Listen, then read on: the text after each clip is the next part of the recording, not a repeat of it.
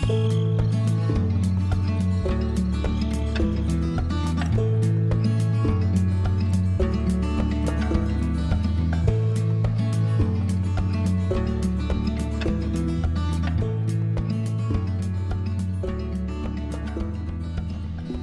right, well, good morning.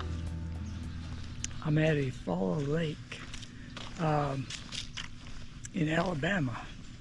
I thought I was going to be in Georgia, but this was on the way to my next lake, and I'm on the Alabama side of it, I guess. If you notice, I'm not in the best cheery mood this morning.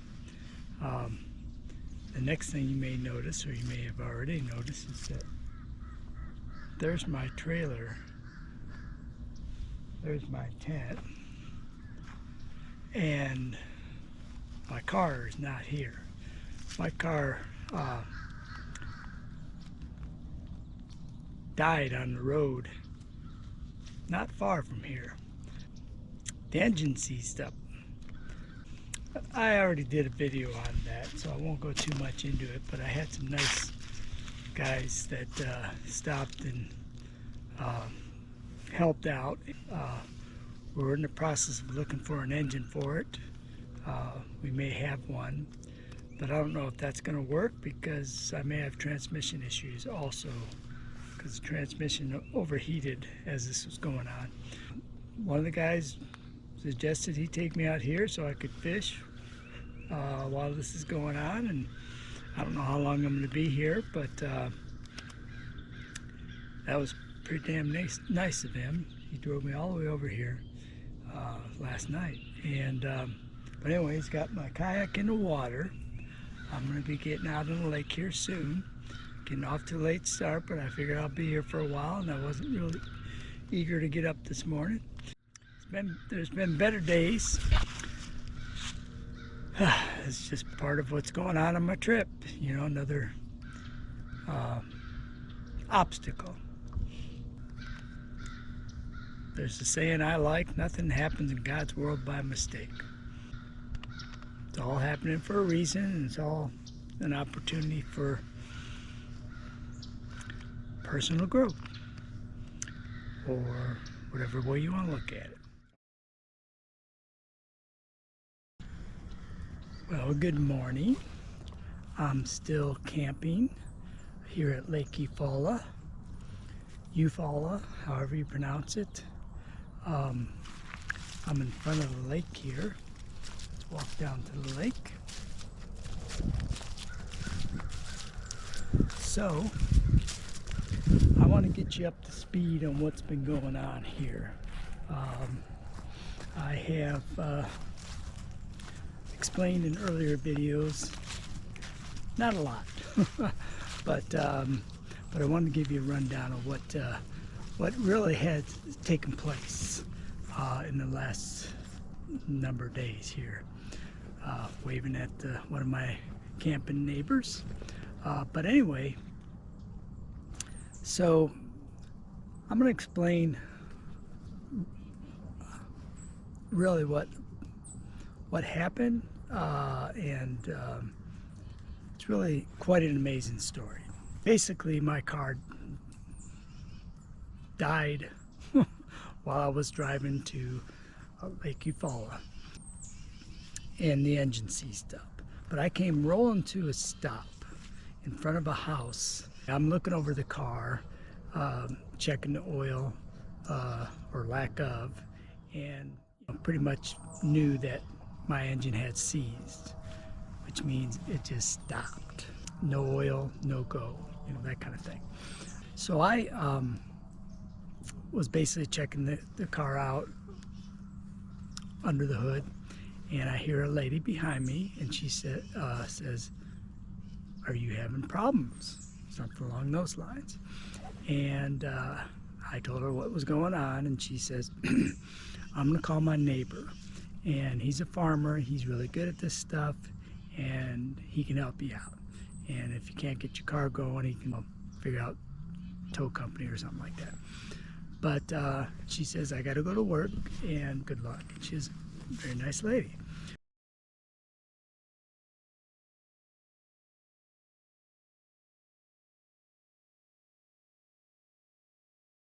I waited, and a gentleman shows up, and his name is Yates. He basically did the same things I did, checked the oil, asked me to turn it over. It just clicked, nothing was happening, and came up to the same conclusion that I did, that the engine seized. So very shortly after that, another gentleman shows up. His name is Frankie. And when he pulls up, Yates says, "Hey, this is a guy that can help you. And he's a good buddy of mine, and he's the guy that can help you." So at that point, Frankie comes up. We explain the situation. He gets on the phone and calls a guy named Billy. And he's asking him, "Do you have an engine for a 2008 Subaru Outback?" Billy says, "I don't know if I do." He says, "I'm not at home. It's going to be a few hours before I get there." But he says, "I can check and I'll let you know." Now I asked Frankie, I said, "Well, if he gets an engine, I'm going to have to get somebody to put it in." He says, "No." He says, "I can do that." He says, "I'm retired, but you're in a tough bind, and I can get that done." Of course, I'm pretty amazed in what's all going on here, and it's all happening pretty quick. These guys seem like really good guys, good old boys. The decision is made. Let's tow my trailer over to Yates's daddy's farm. Apparently, he's a peanut farmer. So we end up doing that. We tow the trailer, we tow the car on the back of Yates's truck. We get my trailer, my car over to Yates's daddy's farm. At that point, Yates has asked me, "Well, where are you going to stay?" And I said, "Well, I guess I'm going to have to find a hotel or something." He says, "Well, why don't you go and stay at the campground that you're planning to go to?" He says, "I can tow your trailer over there with your kayak, and you can go fishing while we're trying to figure all this out." And at that point, I'm pretty amazed, because I'm thinking, well, gosh, for one, I'm surprised that he's willing to go out of his way and do this, and it makes sense. I'm going to save money on hotel cost and also get to fish. Can't beat that. So that's why I'm here. I'm here on this lake instead of sitting in a hotel room for the last 3-4 days wondering what's going to happen. So that's what we did, and Yates drove me. I mean, it had to be at least 30 minutes. Could have been longer. And he took me all the way out here. Told me stories about his family and his 5 kids and all that stuff. And super nice guy. Same thing with Frankie. Frankie, I tried to give him $20, and he goes, "I don't want your money." And so it's pretty amazing that I actually ran into these guys, and just the way it fell together. The fact that I rolled to a stop in front of this house, this lady comes out, real nice lady. She just says, "Well, I'll get my neighbor to help you like this." And he comes over, and then Frankie just happens to show up. He actually it wasn't planned for him to be there. And by the way, Yates tells me later, he says, "Frankie's, a great guy." He says, "He's my best buddy." Frankie ends up calling Billy, and Billy is, I found out later, Billy is Frankie's old school buddy. They go way back, and they just all praise each other. They're good guys. They have great respect for each other, and it shows. Billy ends up calling me that night. He says, "I'm going to go out there in the morning, clean the engine off, and get the numbers. I got to call a guy and see if this will work for your car." He said, "If I don't get you an engine, if I don't have an engine for you," he says, "they're really expensive out on the market." And he says, "You're better off finding another car." So he calls me the next morning and says, "My engine's not going to work." and he says, I've been looking for a car for you. And he's 5 hours away. I forgot to tell you this part. But he's 5 hours away, and he's searching for a car for me. And he says, I got my daughter searching for her. She's helping, you know, I got my daughter helping. And I'm pretty shocked. I'm just telling him, you know, hey man, I can't believe, you know, what you guys are doing. He's, you know, I'm so grateful for you and Frankie and Yates and everything that you've done. You know, I can't believe that you're searching for a car. And he says, hey, if this was happened to me or my family, he said, I want somebody else doing the same thing. He said, God gives to you what you give out. And yeah, I'm just amazed, and I'm just totally grateful for meeting these guys. It's just an amazing experience. I've had a number of situations that have occurred. You know, I haven't always run into the best people and everything. And this, you know, everything that's been going on, it's been difficult in our country and around the world and whatever. But this has given me renewed my faith in humanity in meeting these guys and how wonderful they've been in helping me through this situation.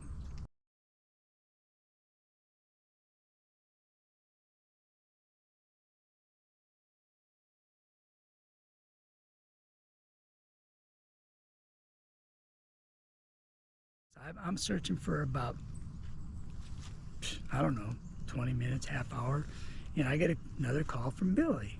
And Billy says, I'm here looking at a car. He says, you know, my daughter found this car. He sends me a bunch of pictures, and I decide to get the car. I said, well, how do I get the money to this guy? He says, well, do you have cash with you? And I said, yeah, I got cash. He says, well, I do too. He says, I'm going to pay for the car, and I'm going to bring it to you. He's 5 hours away. And then when I get you the car, then you pay me. No worries. This is unbelievable. I mean, I've been thanking these guys over and over again, expressing my gratitude, and I just can't express it enough. And Billy says, well, I can't remember how he said it, but he says, you don't have to thank me. And early on, he goes, this is what we do. We help people. And what goes around comes around kind of thing. And I am just freaking amazed. You know, this experience has been just, for one, a godsend. You know, I've had godsend experience before on this trip, and this is another one, and it's huge. So I'm just amazed in you know, this situation. I'm very upset that I lost the car that I got from Lynn, my former wife, in case you don't know. It was a really good car, really well kept, nicer the car than what I'm going to get, a few years newer and less miles. And so it's a great loss to lose that car. But I've always said nothing happens in God's world by mistake. And in this situation, I'm not coming out with a better car. It's costing money. It's a setback, you know, whatever. But the bottom line is that if nothing else, I have, like even Frankie says, you know, I view you as a new friend, helping a friend out. Like I say, if nothing else, this whole experience, you know, yes, there's some losses here, but the gain is rejuvenation of my sense of humanity with meeting people that are this good, you know, wonderful people, you know. And this video is going on, and I was concerned about that. I don't know how to cut it short. There's too much to say, but I want to document this and put it out there that this is what's out there in our country and in the world and whatever. There's a lot that has been going on. Sometimes it's pretty discouraging as far as, you know, what's going on in the world and everything else, and people can be selfish, and people can not be helpful and seem to be not caring and whatever, but there's plenty of good out here, and I'm experiencing it in a huge way, and I'm so grateful to have this experience. And I guess I'll end it there. Not much more to be said other than at this point I'm going to meet with these guys today. We're going to swap different components and whatever from my other car. I don't know if components is the right word. That sounds like a computer guy. But we're going to swap parts and stuff, the wheels and things like that. I'm waiting for their call, and we're going to meet up later. They're going to come get me at the camp, and we're going to get all this stuff handled. And shortly I'll be out of here and continuing on this trip with not much setback here at all. So I'm just, again, very grateful, very blessed, and feeling really good about this whole experience. And we'll be seeing you soon, and I'll get you up to date on how things have gone with getting the new car set up and getting on the way. All right, bye-bye.